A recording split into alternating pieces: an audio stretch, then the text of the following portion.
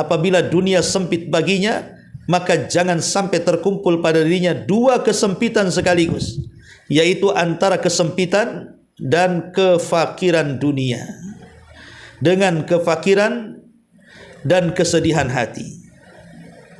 Namun mestinya sebagaimana yang dia berusaha memperoleh rezeki, maka dia juga harus berusaha meraih kelapangan dan ketenangan hati. Wallahu a'lam. Maka kalau Allah takdirkan kita ini tidak kaya, jangan pula kita ini hati kita sedih. Itu namanya musibah kuadrat namanya. Sudah miskin, hatinya sempit lagi, tidak qanaah. Itu kan dua kali rugi. Kalau memang Allah takdirkan kita ini fakir miskin, minimalnya hati yang kaya lah. Nerima dengan apa pemberian Allah Subhanahu wa taala. Ini sudah miskin hartanya, miskin pula hatinya, makin tersiksalah hidupnya. Kalau masih kaya hartanya, miskin jiwanya, masih mendinganlah dengan kekayaannya dia bisa menikmatinya. Tapi kalau dua-duanya, miskin hati, miskin harta, ini kuadrat ini, ya, dia tidak akan mendapatkan kebahagiaan selamanya, dunia dia dan akhirat dia.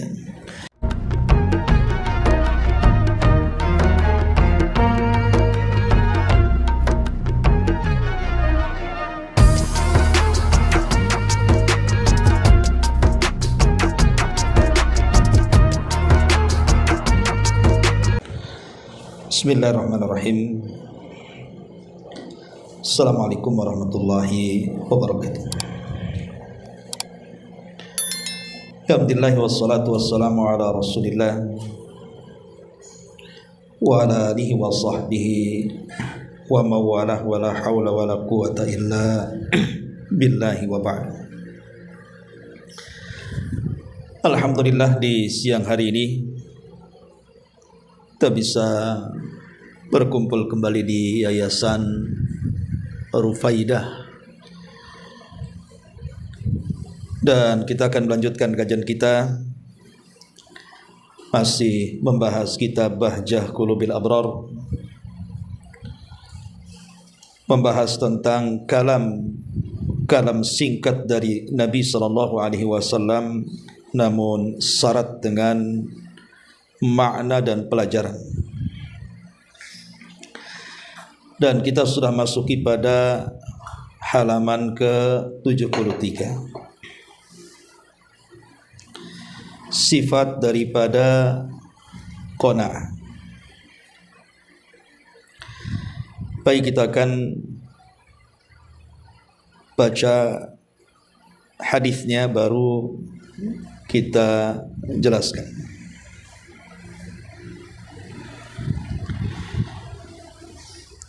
An Abdullah ibn Amr radhiyallahu anhuma, dari Abdullah ibn Amr, semoga Allah Subhanahu wa taala meridai keduanya.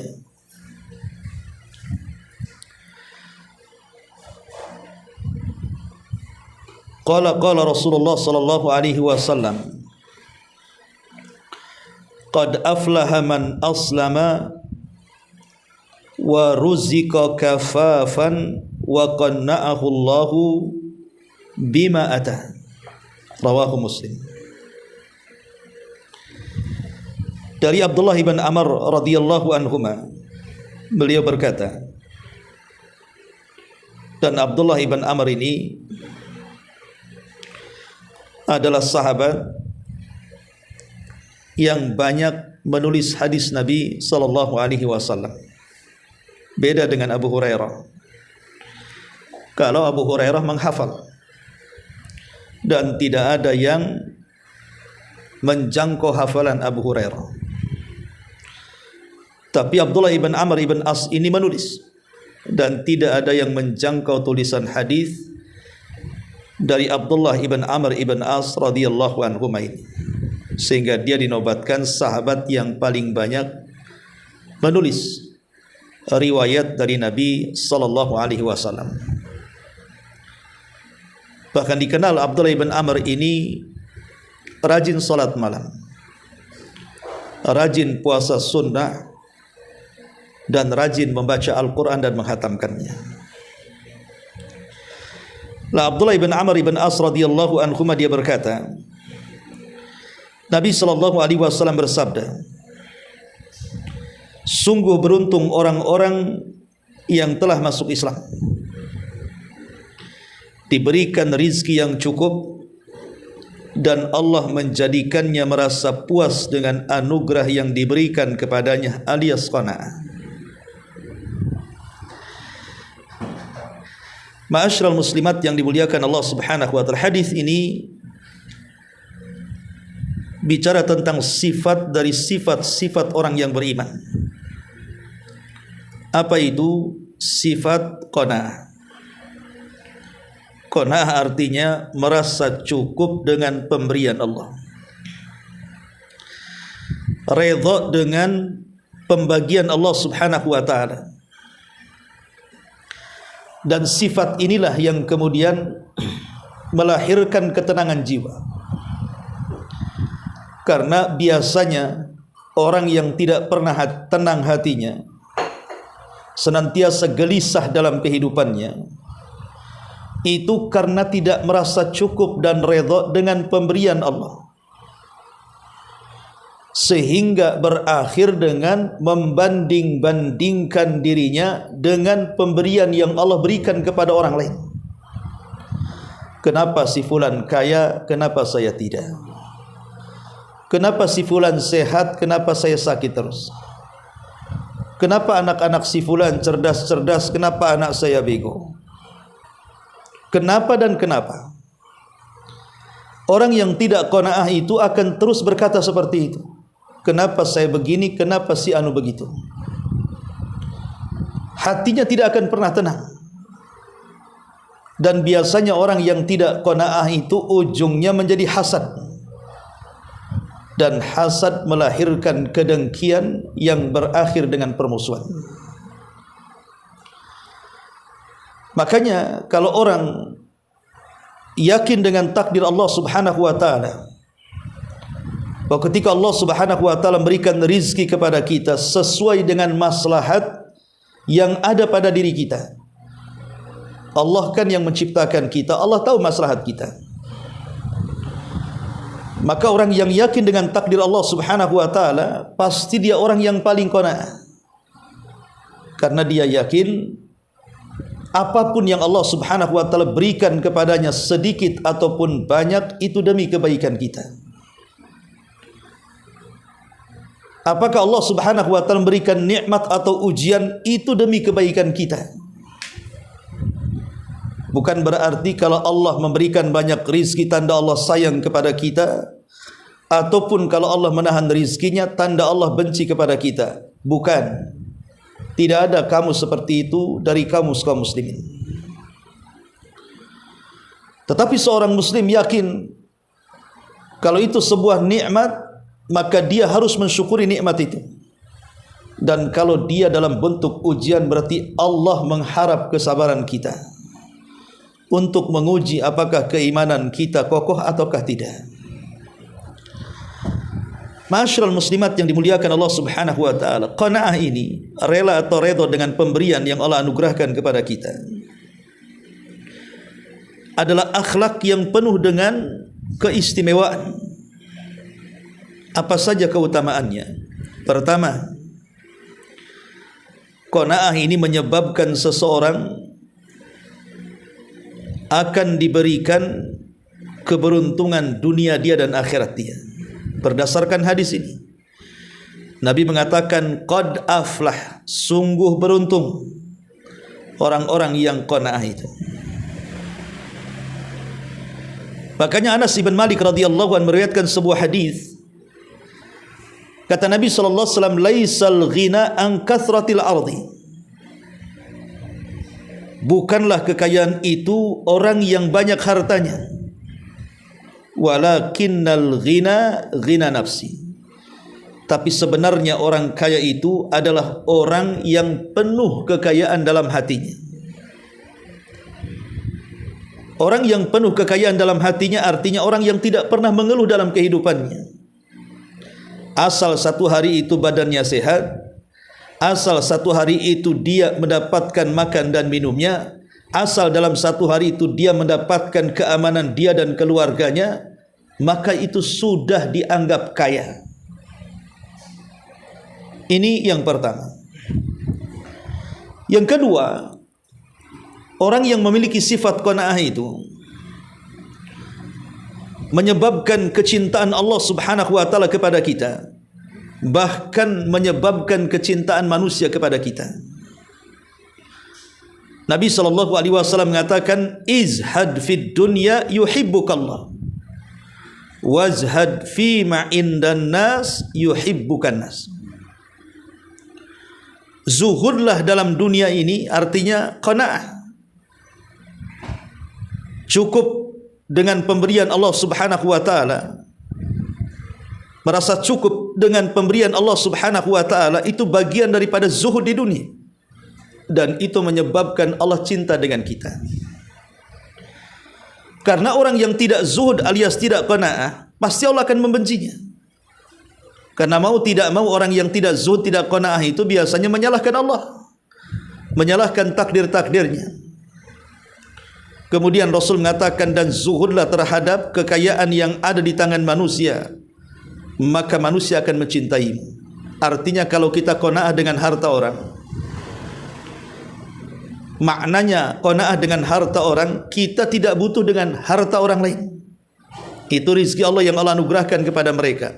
Tidak ada urusan kekayaan orang dengan kita. Jangan sampai hasad. Bahkan orang yang qanaah itu senang kalau seandainya Allah memberikan rizki kepada orang lain, dan dia mengatakan, segala puja dan puji bagi Allah yang telah menganugerahkan rizkimu kepada si fulan tetanggaku, tetapi ya Rabb, berikan juga rizki yang sama atau lebih dibandingkan yang kau berikan kepada dirinya. Kemudian yang ketiga, qanaah ini menyebabkan seseorang akan mendapatkan banyak pujian, bahkan kehidupan yang baik. Nabi SAW mengatakan, tuba liman hudiya ilal Islam wa kana aishuhu kafafan wa qanna'an. Berbahagialah orang-orang yang diberikan hidayah masuk Islam dan diberikan rizki yang cukup serta merasa qanaah, merasa cukup dengan pemberian Allah Subhanahu wa taala. Arti tuba, beruntunglah, maksudnya beruntunglah dia mendapatkan kebaikan dan kebahagiaan.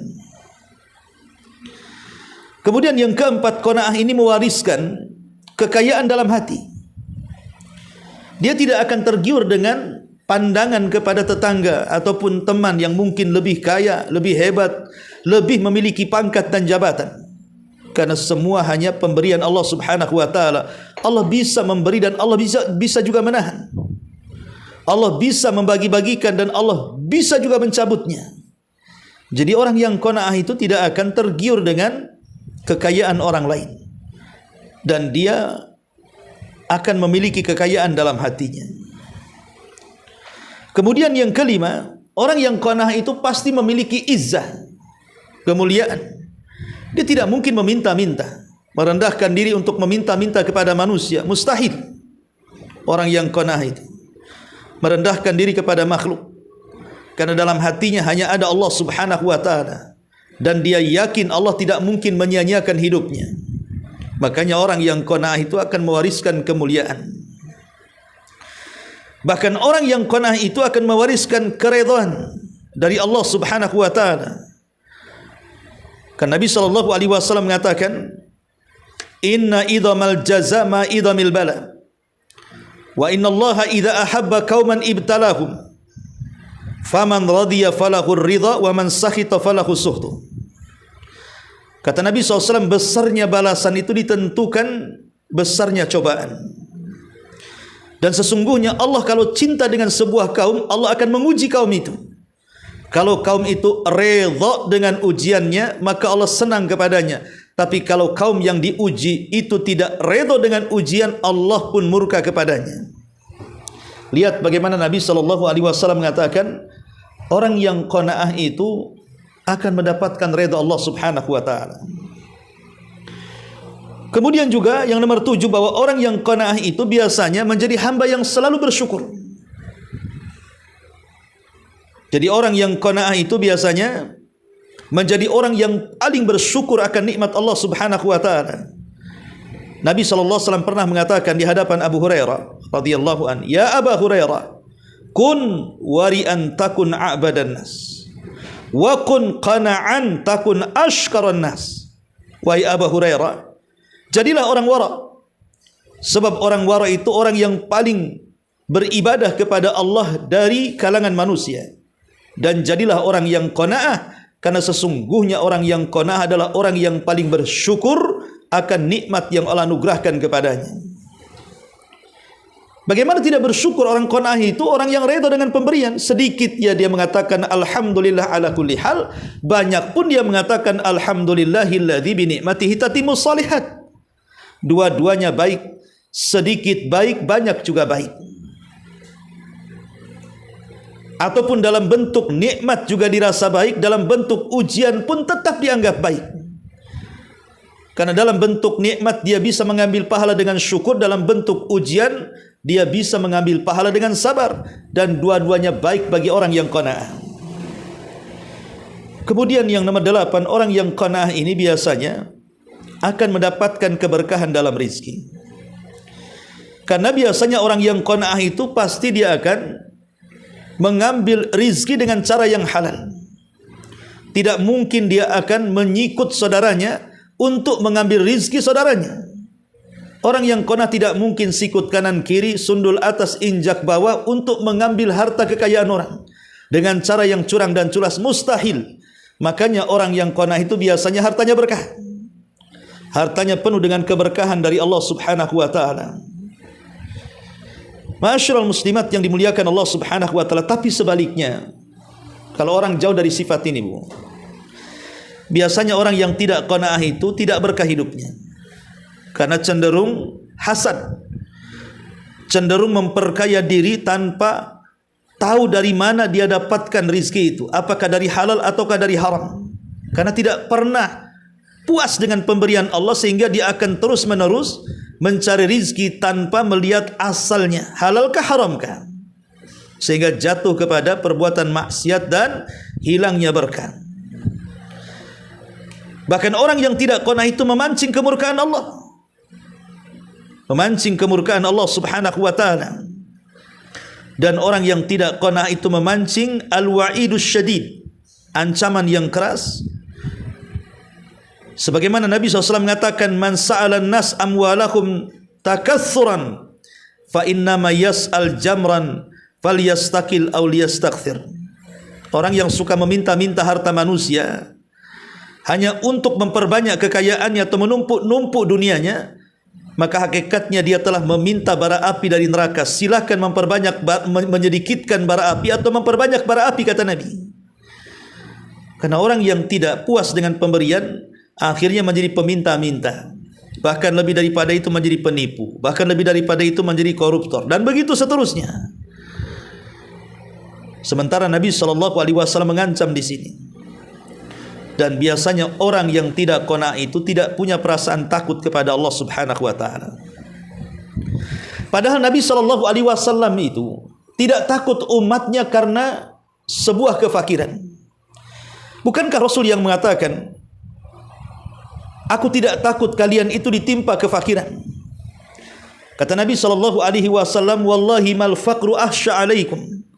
Demi Allah, kefakiran bukan aku takutkan terjangkit kepada umatku, walakin ahsya an tubsatad dunya kama busitat ala man kana qablakum. Yang aku takutkan kalau seandainya dunia itu menimpa kalian sebagaimana menimpa umat sebelum kalian. Fatanafasuha kana kama tanafasal ladzina min qablikum fatuhlikakum kama ahlakathum. Kemudian kalian berlomba-lomba mengejar dunia, meninggalkan akhirat sebagaimana umat dulu mengejar dunia dan meninggalkan akhirat. Akhirnya Allah hancurkan kalian sebagaimana Allah telah menghancurkan umat sebelum kalian. Lihat, Nabi SAW mengatakan, bukanlah kefakiran yang aku takutkan. Karena orang yang qanaah itu tidak takut dengan kefakiran. Orang yang qanaah itu tidak takut dengan kemiskinan. Karena sefakir-fakir manusia, semiskin-miskin manusia itu ada rizkinya yang tidak mungkin salah alamat dan tidak mungkin disempurnakan sebelum kematiannya. maka dia akan bahagia dan yakin bahwa rizkinya tidak mungkin kemana. Ma'asyiral muslimat yang dimuliakan Allah Subhanahu wa taala. Dan orang yang tidak qanaah itu biasanya cenderung mencari harta dengan cara yang haram. Karena dia tidak rela dengan pemberian Allah yang sedikit, dia pengen banyak. Akhirnya kemudian dia pun melakukan hal-hal yang menjerumuskan kepada yang diharamkan. Mencari maisha yang haram, memakan yang haram, membeli pakaian dari hasil haram, memberi makan keluarganya dari hasil haram, dan begitu seterusnya. Ma'asyiral muslimat yang dimuliakan Allah Subhanahu wa taala, pertanyaannya, bagaimana supaya kita ini betul-betul bisa qanaah? Pertama, Bu, kunci orang bisa qanaah itu, seseorang hendaklah ketika melihat dunia itu jangan pernah memandang ke atas, tapi lihatlah dunia itu dengan cara memandang ke bawah. Kalau seandainya dalam hal dunia kita memandang ke atas, pasti kita pegel lehernya, capek kita melihatnya. Karena pasti dia akan berangan-angan, kapan aku seperti dia, kapan rumahku seperti rumah dia, kapan kendaraanku seperti kendaraan dia, kapan pakaianku seperti pakaian dia, kapan seperti ini, seperti dia. Pasti di otaknya itu. Sehingga otaknya error, akhirnya pusing tujuh keliling hanya memikirkan bagaimana supaya aku seperti dia. Tapi kalau kita memandang ke bawah, Bu, kepada orang yang lebih fakir dibandingkan kita, lebih miskin dibandingkan kita, lebih rendah pangkat jabatan dibandingkan kita, kita akan lebih bersyukur bahwa ada orang yang lebih parah dibandingkan kita, ada orang yang lebih miskin dibandingkan kita, ada orang yang lebih susah dibandingkan kita, ada orang yang lebih memprihatinkan dibandingkan kita. Akhirnya dia bersyukur dan menjadi orang yang qanaah. Yang kedua, berdoa agar Allah Subhanahu wa taala menganugerahkan sifat qanaah kepada kita, supaya kita tidak mudah hasad dengan pemberian Allah kepada orang. Minta kepada Allah Subhanahu wa taala agar hati kita dibersihkan dari sifat rakus terhadap dunia dan tidak redha dengan pemberian Allah Subhanahu wa taala. Yang ketiga, untuk supaya kita menjadi qanaah, cobalah mencari maisha itu cukup untuk diri dan keluarganya saja. Jangan melihat-lihat kepada orang lain. Jadi kalau seseorang mencari rizki, fokus kepada rizki yang dicarinya. Yang penting dia berdoa kepada Allah agar hari itu dia dapat uang dan bisa makan dia dan keluarganya. Jangan mengintip-ngintip hasil orang. Enak ya, itu yang kerja di kantor itu kerja tak capek, gaji besar. Saya dari pagi sampai malam keringat bercucuran, banting tulang, kaki di atas, kaki di atas, apa istilahnya itu, kepala di bawah, dan begitu seterusnya. Hasilnya tidak banyak. Kalau kemudian seseorang membanding-bandingkan hasil dia dengan orang, maka dia akan malas bekerja. Dan kalau dia malas bekerja, dia tidak akan mendapatkan rezeki. Maka fokuslah kepada pekerjaannya, jangan mengintip-ngintip pekerjaan orang. Kemudian juga yang keempat, cobalah berfikir tentang fadilah keutamaan yang akan diraih bagi orang yang memiliki sifat qanaah ini. Sebagaimana sudah dijelaskan tentang keistimewaan. Ma'asyiral muslimin yang dimuliakan Allah Subhanahu wa taala. Disebutkan dalam sebuah riwayat dari Aisyah radhiyallahu anha. Kata Nabi sallallahu alaihi wasallam, "Syabi'a alu Muhammadin mundu qadimal madinata min ta'ami burri thalathi layalin tiba'an hatta qubidha." Tidak pernah keluarga Muhammad sallallahu alaihi wasallam sejak hijrah dari Mekah ke Madinah memakan nasi dari gandum selama 3 malam berturut-turut sampai meninggalnya Nabi sallallahu alaihi wasallam. Lihat, kehidupan Nabi sallallahu alaihi wasallam saja sangat memprihatinkan. Bahkan Aisyah pernah mengatakan bahwa Nabi sallallahu alaihi wasallam atau dapur Nabi sallallahu alaihi wasallam tidak pernah mengepul asap selama 3 bulan berturut-turut. Yang dimakan hanya kurma kering dan juga air mineral. Itulah kondisi Rasul yang qanaah, sayyidul qanaah, pemimpinnya qanaah. Hidupnya susah, tapi Nabi SAW mengajarkan kepada keluarganya bahwa qanaah itu sangat melezatkan, membahagiakan, karena tidak ada kepikiran terikat dengan dunia. Ma'asyiral muslimat yang dimuliakan Allah Azza wa Jalla, bahkan Hasan Al-Basri rahimahullahu ta'ala, dia pernah masuk ke rumah istri si Nabi SAW di zaman Khalifah Utsman ibn Affan radhiyallahu an. Kemudian, sampai aku mampu menyentuh atap rumah istri si Nabi SAW. Saking pendeknya rumahnya, saking sempitnya, sehingga Hasan Al-Basri, seorang pemimpin tabi'in, menggambarkan betapa sederhananya rumah istri si Nabi SAW. Ma'asyiral muslimat yang dimuliakan Allah Subhanahu wa taala, bahkan kasurnya Rasul saja dari kulit. Bahkan Nabi SAW ketika meninggal tidak meninggalkan banyak harta. Kalaupun meninggalkan banyak harta, diwariskan kepada umatnya. Dari sini kita tahu bahwa sifat qanaah ini, Bu, adalah sifat yang sangat mulia. Kalau orang tersifati dengan sifat ini, yakin pasti bahagia, yakin pasti akan tenang dalam hidupnya. Kenapa? Karena hatinya tidak tersibukkan dengan dunia. Dia mengambil dunia itu secukupnya saja. Mali walid dunya, kata Rasul. Apa urusanku dengan dunia? Dunia ini hanya sebatas bekal bagi seorang musafir, kemudian duduk di bawah pohon, kemudian meninggalkan begitu saja. Jadi dunia ini ada batasnya. Ima dunia meninggalkan kita atau kita yang meninggalkan dunia. Ma'asyiral muslimat yang dimuliakan Allah Azza wa Jalla, ini sebagai muqaddimah. Baik, kita akan baca syarah daripada pengarang. Perhatikan bukunya. Setelah kemudian pengarang membawakan hadis tentang keutamaan qanaah, kata beliau, Nabi SAW menetapkan adanya keberuntungan bagi orang-orang yang terkumpul padanya sifat qanaah. Sifat qanaah. Hal ini karena pada tiga hal.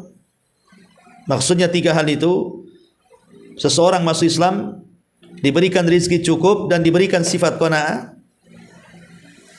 Hal ini karena pada tiga hal tersebut terkumpul kebaikan dunia dan akhirat. Sesungguhnya seorang hamba apabila diberi hidayah berupa agama Islam, yang merupakan agama Allah, satu-satunya agama yang diterima di sisi Allah, dan merupakan sumber kemenangan dan adanya pahala dan keselamatan dari azab, ini sebuah nikmat. Jadi yang pertama, hidayah Islam. Hidayah Islam itu adalah hidayah terbesar yang Allah anugerahkan kepada kita. Karena minimalnya orang kalau masuk Islam, Bu, sekalipun masuk neraka tidak akan dikekalkan di dalamnya. Orang Islam itu sekalipun masuk neraka karena takdir Allah, tidak akan dikekalkan di dalamnya. Selama masih ada iman sebiji dzarah, tetap dia keluar dari neraka. Kemudian kata pengarang, setelah dia menyebutkan nikmat pertama, nikmat Islam, yang kedua,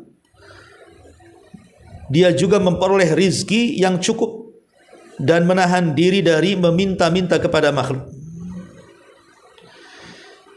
Dan ini adalah hidayah atau nikmat yang kedua. Allah berikan rizki yang cukup kepada kita. Tidak harus kaya, yang penting cukup. Hari itu dia selamat, hari itu bisa makan, hari itu dia tidak takut, dan begitu seterusnya. Maka itu sudah cukup bagi dia. Itu kebahagiaan yang luar biasa, sehingga dia tidak meminta-minta kepada makhluk, merendahkan diri.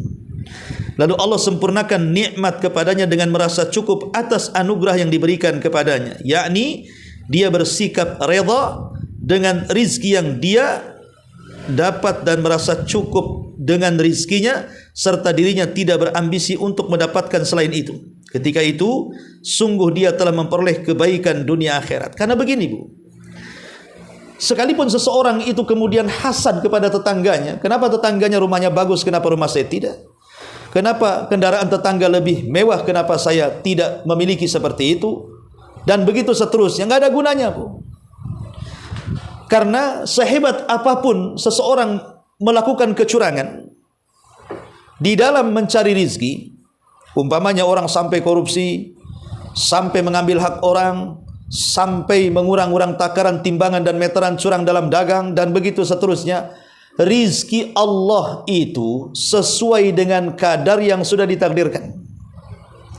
Sehebat apapun kita mencarinya dengan cara culas, dia tetap dapatnya sebegitu. Tidak mungkin kemudian bertambah.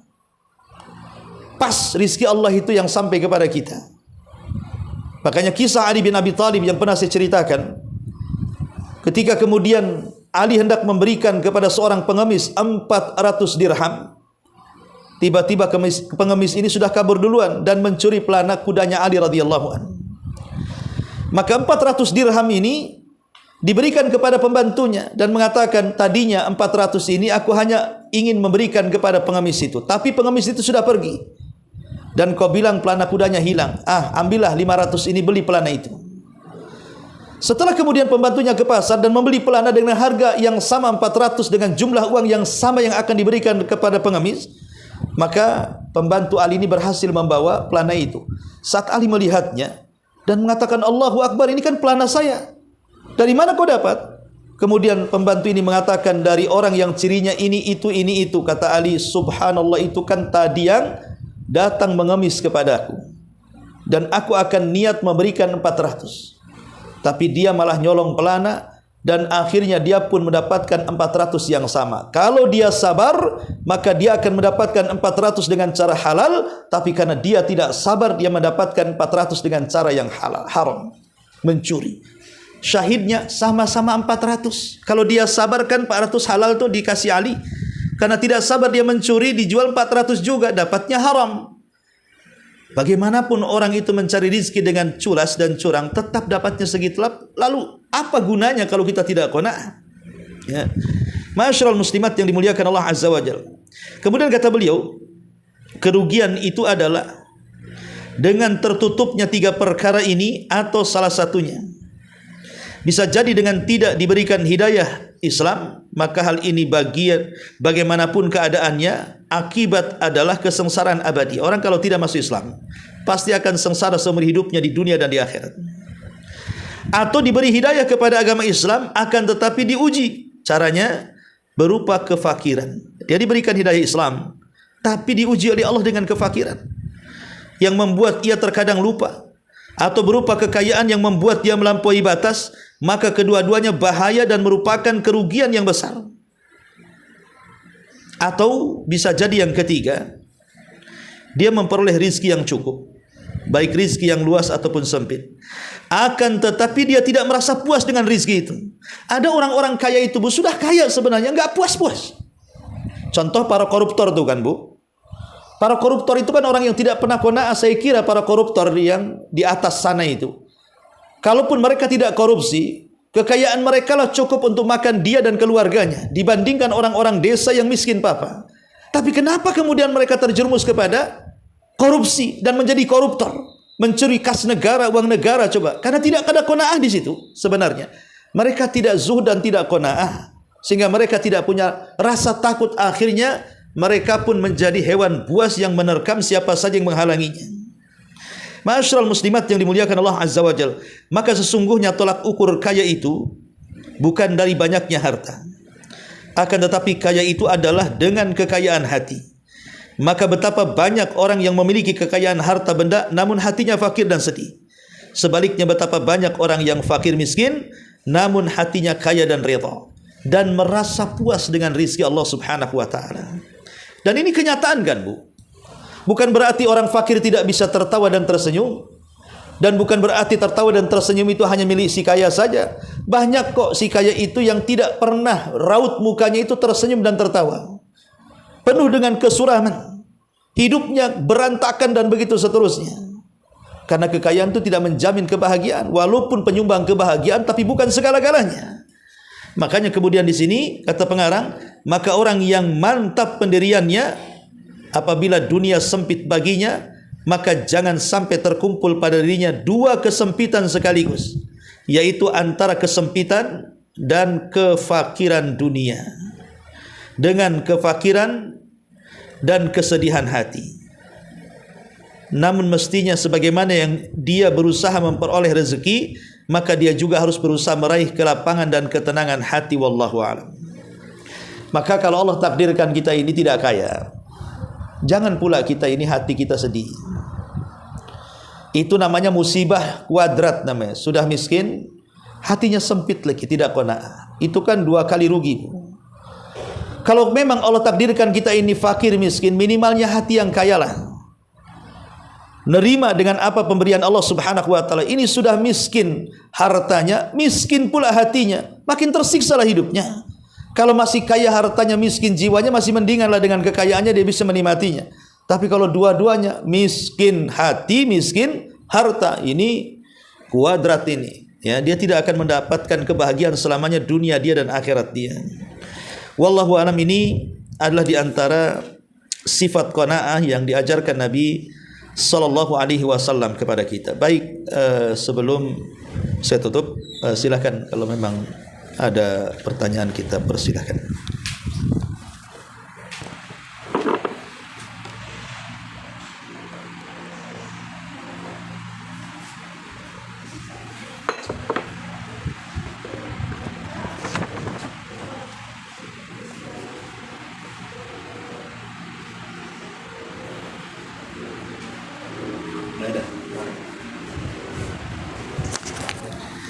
Baik, kalau tidak ada, kita tutup dengan doa kafaratul majlis. Subhanallah bihamdika, asyhadu an la ilaha illa anta astaghfiruka wa atubu ilaik. Allahu ta'ala alam. Assalamualaikum warahmatullahi